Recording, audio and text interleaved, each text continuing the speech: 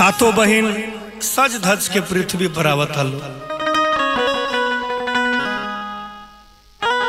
सबकर अलग अलग सवारी बा। भक्त कहता कि ये मैया अरे सातों रे बहिनिया के सातों आसावार बा,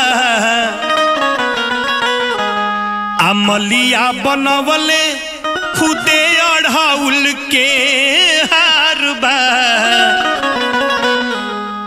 कि झुलुहा लागल बड़ुए,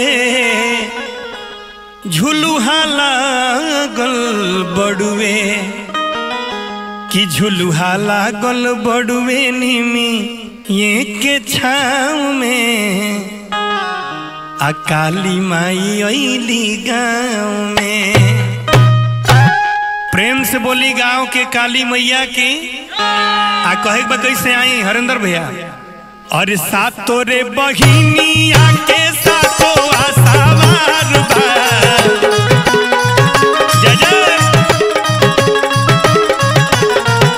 मलिया बनवले खुदे अढ़ाउल के हार बा,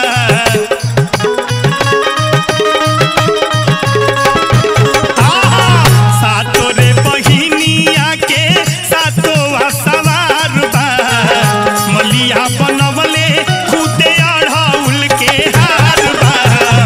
तो झुलुहा लागल बड़ुए, झुलुहा लागल बड़ुए निमिये के छाव में, काली माई अइली गाँव में। तो झुलुहा लागल बड़ुए निमिये के छाव में, काली माई अइली गाँव में।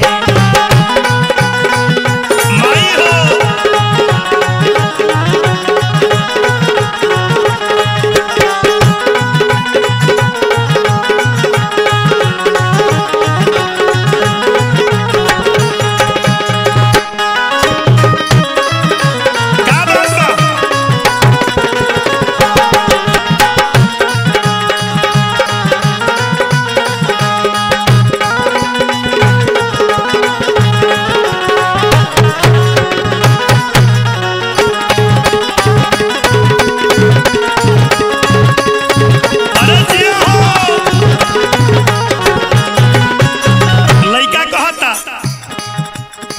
लाल की चुनरी या के माथावा पर ओढ़ के,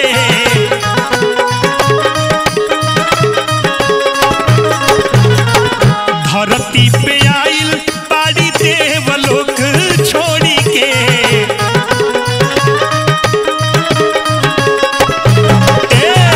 लाल की चुनरी या के माथावा पर ओढ़ के, धरती पे आइल बाड़ी देवलोक छोड़ के।